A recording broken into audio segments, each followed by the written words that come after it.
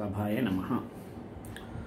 మనం గత ఎపిసోడ్లో జీవిత లక్ష్యాలను సాధించాలి అంటే మనకు ఉండవలసిన ప్రధాన లక్షణంగా సంకల్ప శక్తిని గురించి చెప్పాం.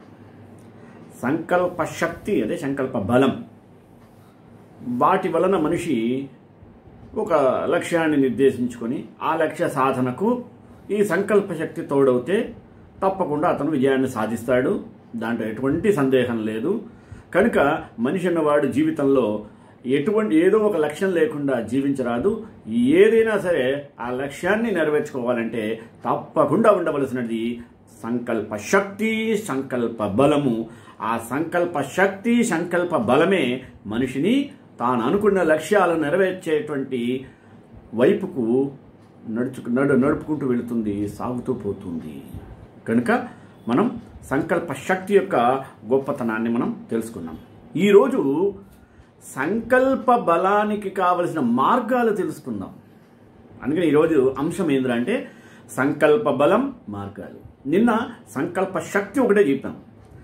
సంకల్ప శక్తి మనం అనుకుంటే వచ్చేటువంటిది, కానీ దాన్ని నిలుపుకోవడమా, ఆపుకోవడమా, మానుకోవడమా అనేది చాలా సందిగ్ధంలో ఉంటుంది. సంకల్పం శక్తిని మనం పెంపొందించుకోవాలి. సంకల్ప బలం ఊరికే అనుకున్న వెంటనే జరగవు. దానికి ఎన్నో అవాంతరాలు వస్తుంటాయి, ఆటంకాలు వస్తుంటాయి, అవరోధాలు ఏర్పడుతుంటాయి. వాటినన్నిటినీ మనం క్రమబద్ధీకరించుకుంటూ పోతాలి. అలా పోవాలి అంటే దానికి అనేకమైన మార్గాలు ఉండాలి. ఆ మార్గాలన్నీ సుగమం చేసుకుంటూ పోతేనే మనం మన సంకల్ప బలాన్ని వృద్ధి చేసుకుంటూ పోతాం. దీనికి అనేక విధములైనటువంటి మార్గాలను అన్వేషించాలి. ఉదాహరణకు మనిషి జీవితంలో ఏదో సాధించాలి అని అనుకున్నాడు. లేదు, ఈరోజు నేను రేపటి పరీక్షలో 100కి 100 సాధించాలి అని సంకల్ప శక్తిని పెంచుకున్నాడు. రాత్రి అనుకోకుండా కరెంటు పోయింది. దిగాలు పడిపోకూడదు, దాని మార్గం వెతకడమే. ఎక్కడ అయితే మన ఇంట్లో పోయిందా, మొత్తం పోయిందా? మన ఇంట్లో పోతే పక్కన ఉండే వాటి దగ్గరికి వెళ్ళి చదువుకోవటం. అంతా పోయిందా, ఇంట్లో దీపాన్ని వెలిగించుకుని ఆ దీపం కింద చదవటం. వెలుతురే ముఖ్యం, కానీ సంకల్ప శక్తికి వేరే ఏది ముఖ్యం కాదు. అంటే ఒక మార్గం మూసుకుపోతే రెండో మార్గం తెరిచి ఉంటుందనే విషయాన్ని మనం గుర్తుంచుకోగలిగితే సంకల్ప శక్తి తానంతటదే సిద్ధిస్తుంది. అది మనిషి యొక్క విచక్షణతో ఆలోచించవలసిన విశేషం. కనుక మనిషి ఎటువంటి అవరోధాలు ఎదురైనా సరే దాన్ని ఛేదించుకుపోవడానికి అనేక మార్గాలను అవలంబించాలి. కొంతమంది అంటుంటారు, నేను బాగా శ్రద్ధతో చదవాలనుకుంటున్నాను, కానీ ఇంట్లో అనేకములైనటువంటి శబ్దాలు, టీవీ సినిమా, తల్లిదండ్రుల టీవీ సీరియల్ వల్ల వాటి వల్ల ఒత్తిడికి లోనే చదవలేకపోతున్నాను సార్, అనుకుని సాధించలేకపోతున్నాను. ఇది వాస్తవం. నువ్వు అనుకున్న మార్గానికి అవరోధాలు, వాటిని అధిగమించాలంటే అక్కడుండి నువ్వు శ్రద్ధగా చదవగలుగుతావా? ఆ వాతావరణం నుండి నువ్వు వేరుపడాలి. ఎవరిని శాసించలేరు. ఎవరిని శాసించగలరున్నా ఎవరిని వారే శాసించుకోగలుగుతారు. కనుక నిన్ను నీవు శాసించుకొని ఆ ప్రదేశం నుండి ఎక్కడైతే ప్రశాంతత వస్తుందో అక్కడ పోయి చదువుకో. సంకల్పం దృఢంగా ఉన్నప్పుడు మార్గాలు అదంతా అవే వస్తాయి. అంతే తప్ప సంకల్పం కేవలము వాటంతట అవే మార్గాన్ని మనకి సృష్టించవు. వాటిని ప్రతిదానికి పరిష్కారము ఉంది. సమస్యకు పరిష్కారం లేనిది ఏది లేదు ఈ సృష్టిలో. దాన్ని మనం గ్రహించగలిగితే గొప్పవాళ్ళమవుతాం. అది గ్రహించగలగడమే సంకల్ప శక్తిలో ఉండేటువంటి ప్రధానమైనటువంటి అంశం. ఆ అంశాన్ని మనం బాగా గుర్తుపెట్టుకోవాలి. ఎన్నో అవరోధాలు మనిషికి వస్తూనే ఉంటాయి. ప్రకృతి వైపరీత్యాలు వస్తుంటాయి, లేదా అకస్మాత్తుగా ప్రమాదాలు జరుగుతుంటే మన సంకల్ప శక్తిని అడ్డుకుంటూ ఉంటాయి. ఇళ్లలో కరడుగట్టిన సిద్ధాంతాలతో, మూఢాచారాలతో మన సంకల్ప శక్తిని నిర్వీర్యం చేయడానికి ప్రయత్నిస్తూ ఉంటారు.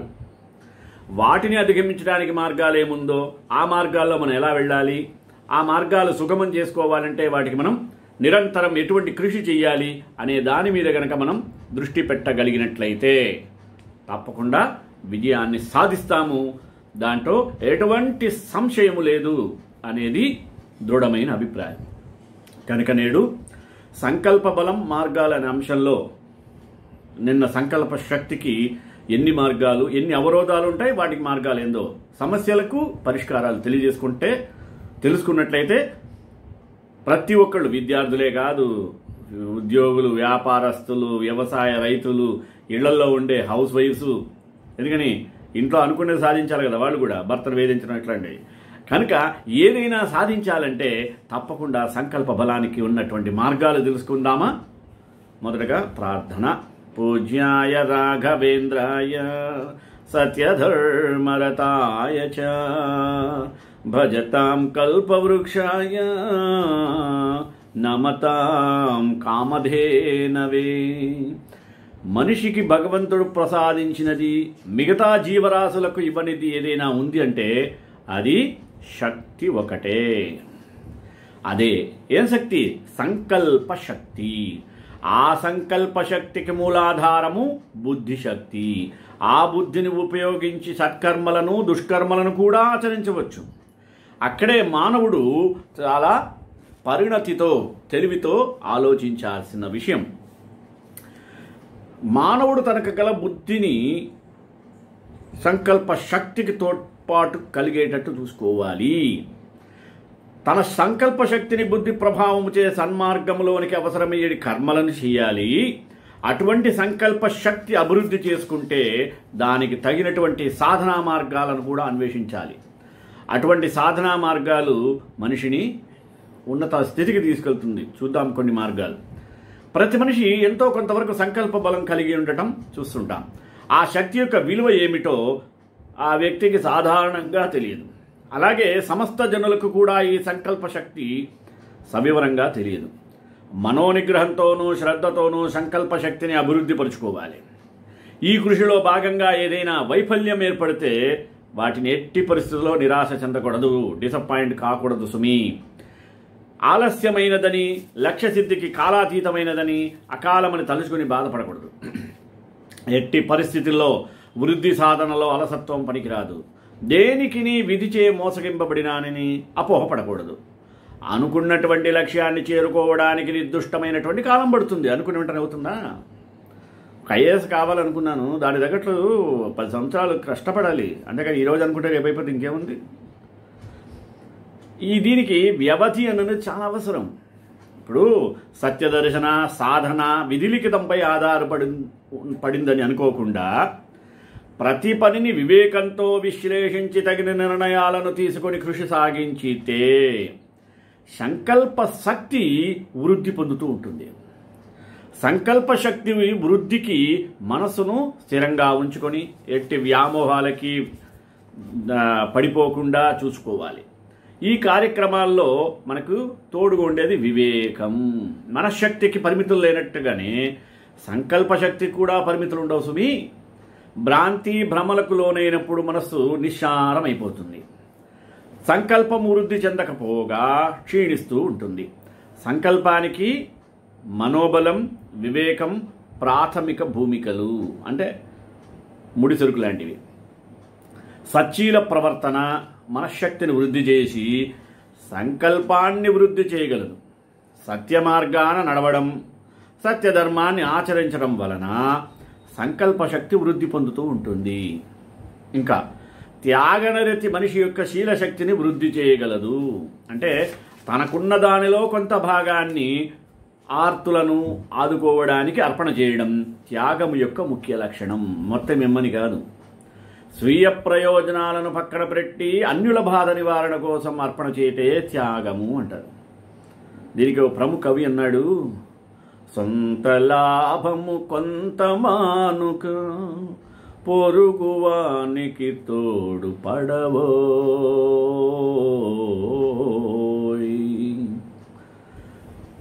అంటే త్యాగాన్ని కొంతగానైనా అలవాటు చేసుకోవాలి. ఇప్పుడు అశ్లీల భావాలు సంకల్పశక్తి క్షీణతను తెస్తుంది. వాటిని మనసు నుండి బయటకు నెట్టివేసి సచ్చీల భావాలను అలవరుచుకుంటే సంకల్పశక్తి పెరుగుతుంది. ఇప్పుడు దైవవాదులు, నిరీశ్వరవాదులు అంటే ఆస్తికులు, నాస్తికులు, ప్రకృతివాదులు వారి వారి రీతులను బట్టి సంకల్పశక్తిని వృద్ధిపరుచుకోవచ్చు. సంకల్పానికి ఒకవేళ విఘాతం కలిగితే దైవవాదులు ప్రార్థన ద్వారా, నిరీశ్వరవాదులు కూడా సత్యోన్ముఖులై బుద్ధి శక్తితో, ప్రకృతివాదులు కారణాలు అన్వేషించి ప్రకృతి సిద్ధమైనటువంటి పద్ధతుల ద్వారా కృషి సాగిస్తూ తమ దోష నివారణ చర్యల ద్వారా విఘాతాలను దాటి సంకల్ప శక్తిని వృద్ధి చేసుకోవచ్చును. శిశర మార్గం.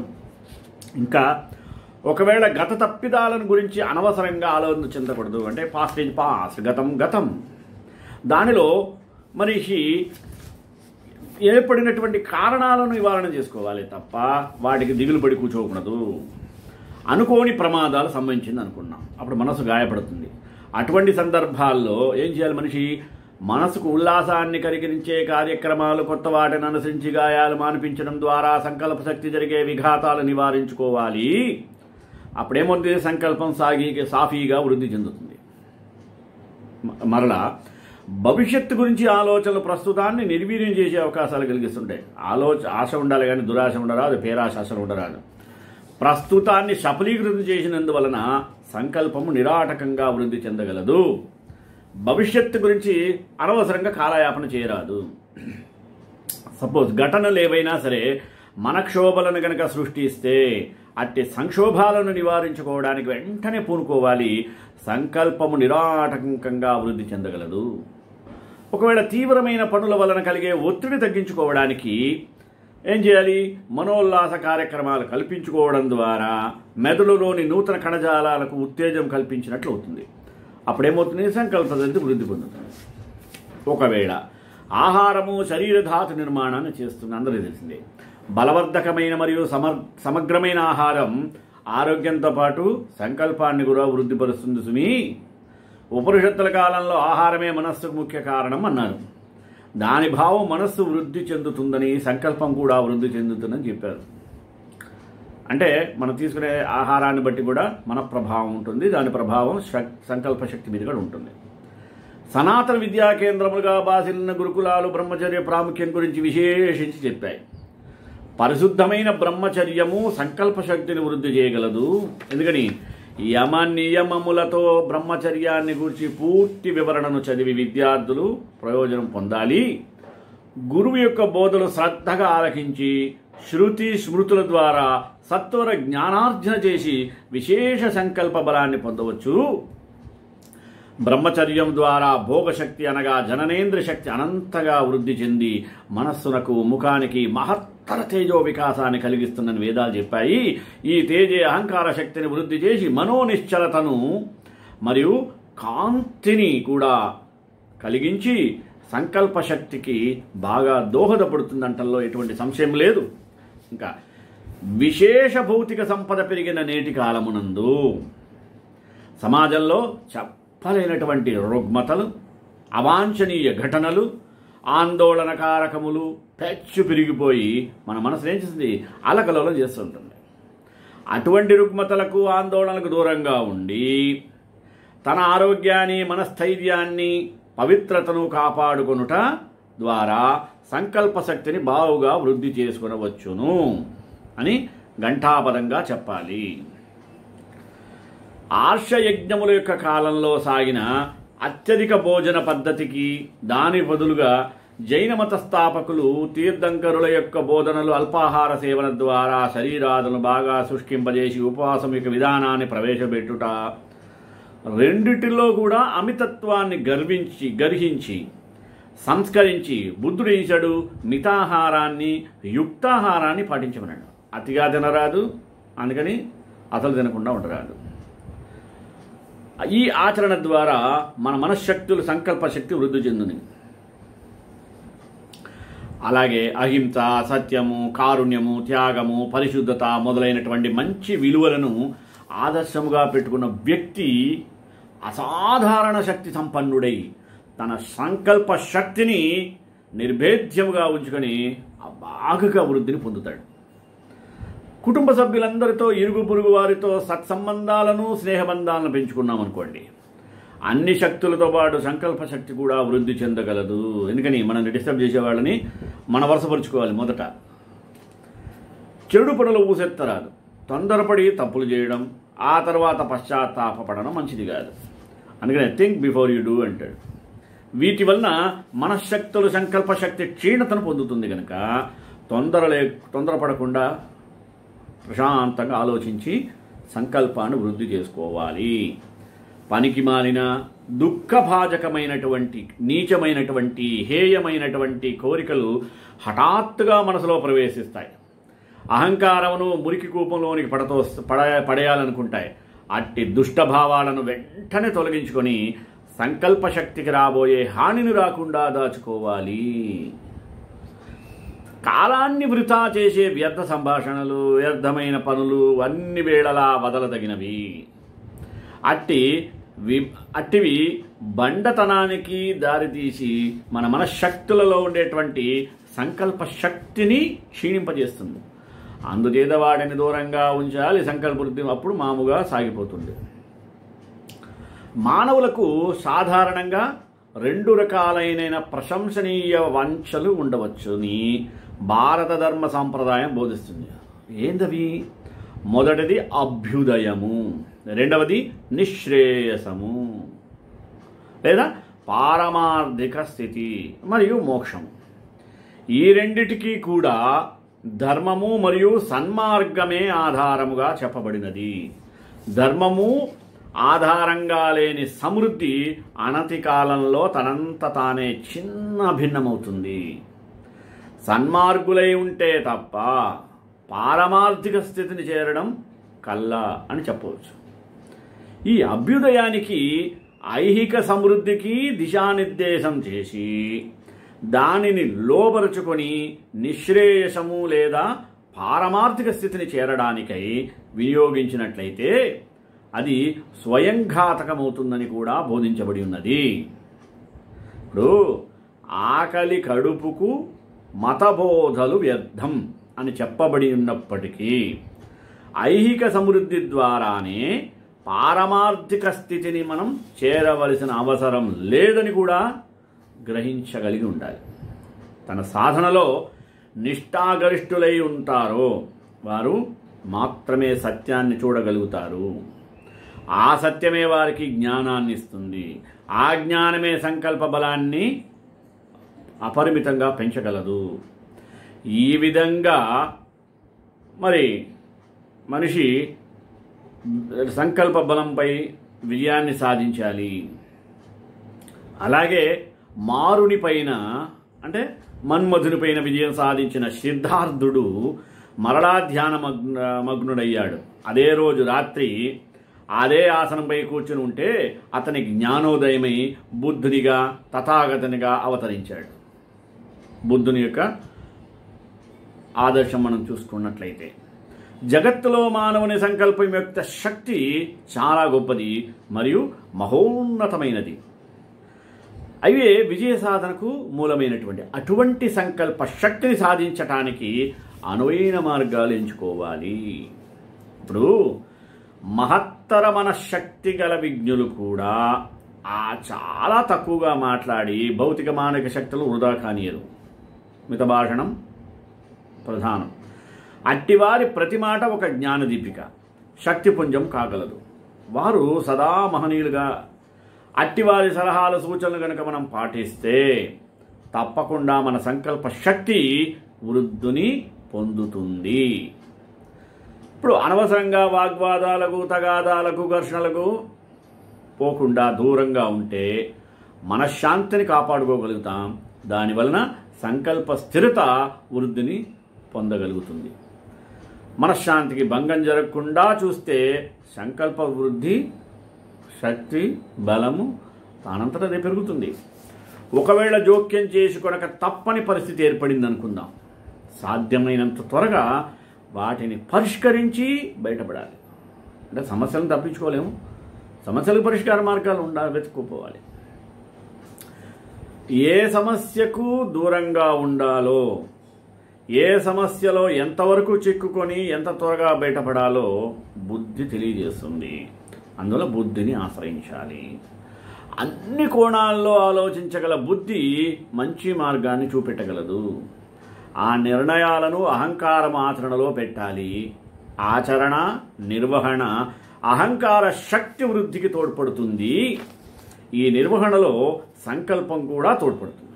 దాని ఫలితంగా సంకల్ప శక్తి కూడా వృద్ధి చెందగలదు. ఈ పనులకు ఈ పద్ధతిలో నిర్వహించితే ఉభయతారకంగా వృద్ధిని కాంచగలుగుతాము. ఇప్పుడు కరడుగట్టిన సిద్ధాంతాలకు భావాలకు అలవాట్లకు లోను కాకుండా ఉంటూ మనశుద్ధిని పరిశుభ్రతను కాపాడుకుంటూ చీకటిలోనికి అంటే బానిసత్వంలోనికి త్రోసివేయబడకుండా నిలదొక్కుంటూ సంకల్ప శక్తిని సదా వృద్ధిపరుచుకోవాలి. ప్రత్యాహారం, సంకల్ప బలం ఈ రెండు పరస్పరం ప్రవర్ధకాలు అంటే పెంచేటువంటి మార్గాలు. ప్రత్యాహారంలో ఏముంటుంది?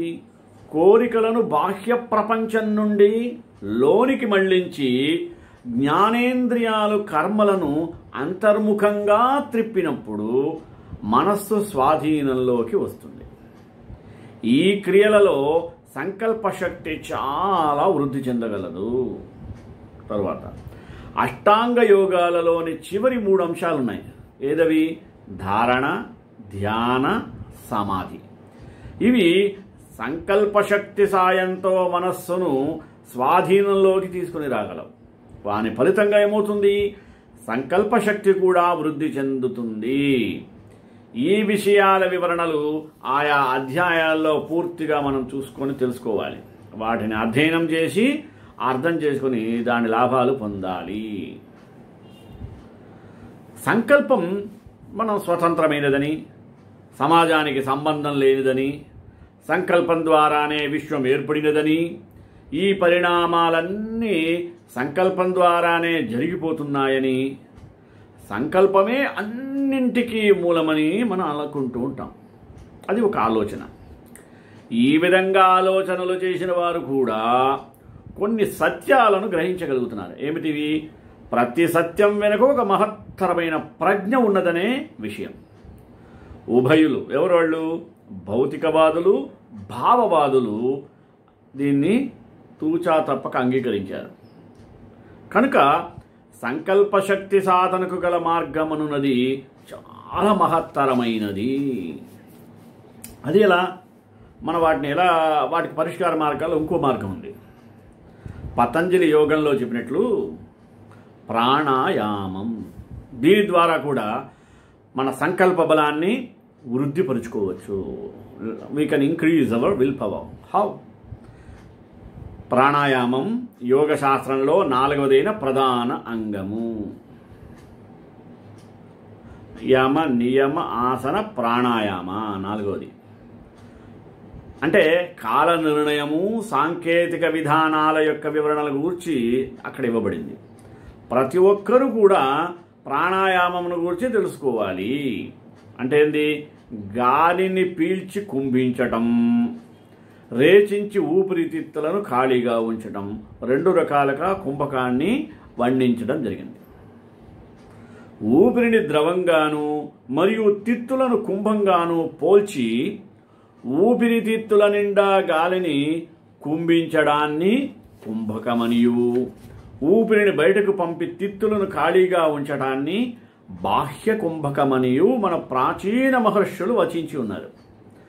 ఈ 2 కుంభకాలు ఊపిరితిత్తులోని కణాలను గాలితోనూ ఖాళీగాను ఉంచుతాయి.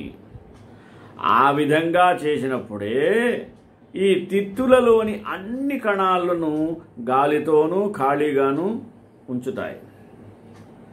అప్పుడు పూర్తిగా పనిలోకి వచ్చిన తరువాత ఆరోగ్యాన్ని, బలాన్ని పొందగలుగుతాయి. సాధకుడు మాత్రం ఈ ప్రాణాయామం వల్ల పూర్ణాయుష్కుడు కాగలుగుతాడు. దానివలన స్వశక్తి, సంకల్పశక్తి వృద్ధి చెందటానికి అవకాశం ఏర్పడుతుంది. ఇదే ప్రాణాయామానికి చాలా ప్రధానమైనటువంటి ముడి సరుకు, అంటే మూలాధారము అని కూడా చెప్పచ్చు. కుంభకాలు అభ్యాసం చేయునప్పుడు శరీరంలో కంపనలు బయలుదేరి అవి మనిషిని కిందకి తోసివేస్తాయి. కనుక అలాంటి వాటిలో మనిషి ఎప్పుడు కూడా నిశ్చితంగా ఉండాలి.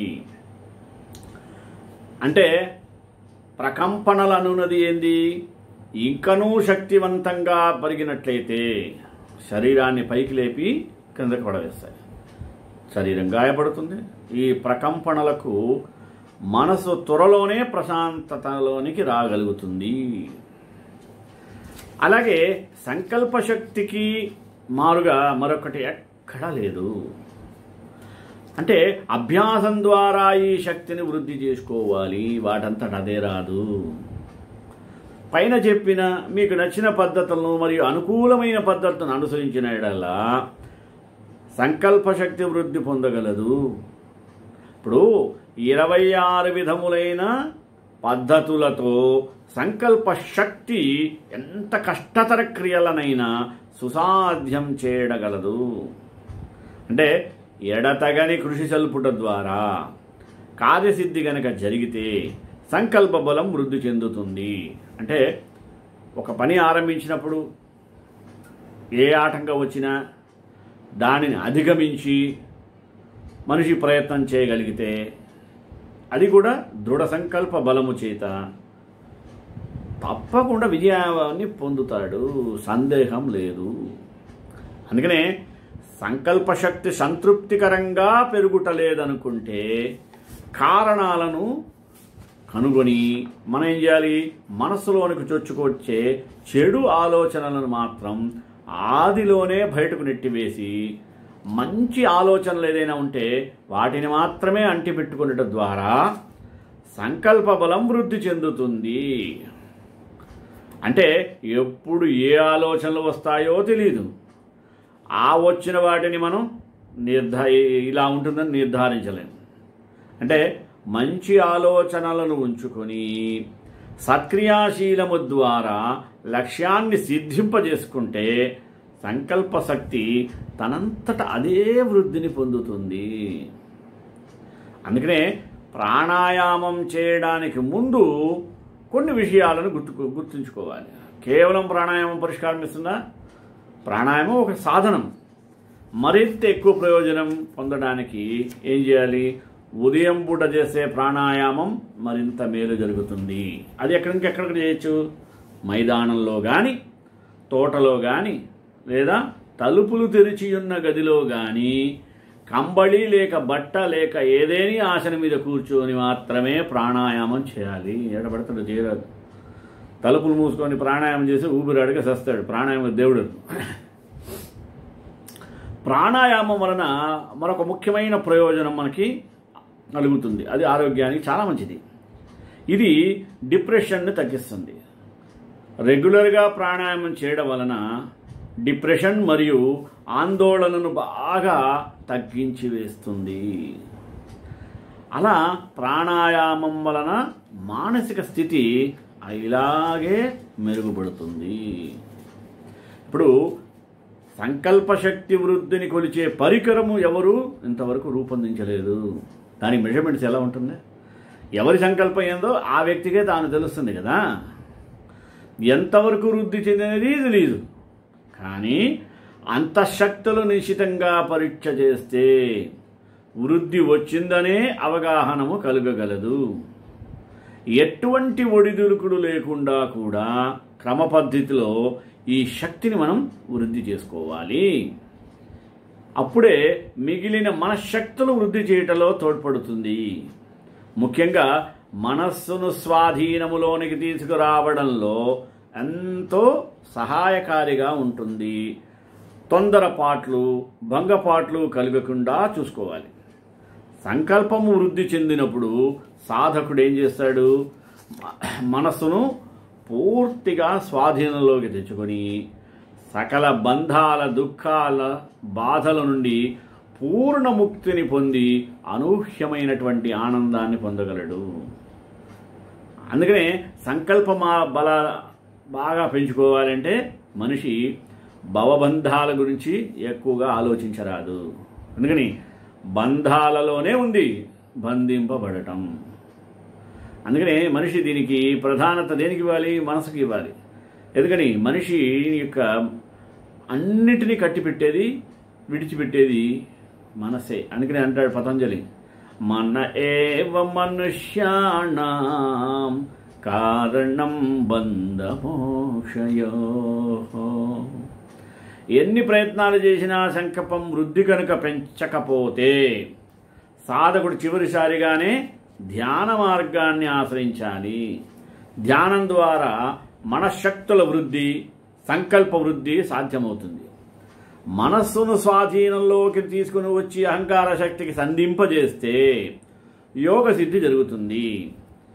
ఈ కార్యక్రమ నిర్వహణకు సంకల్ప బలం ఎంతగానో ఉపయోగపడుతుంది అని ఋషులు భావించారు.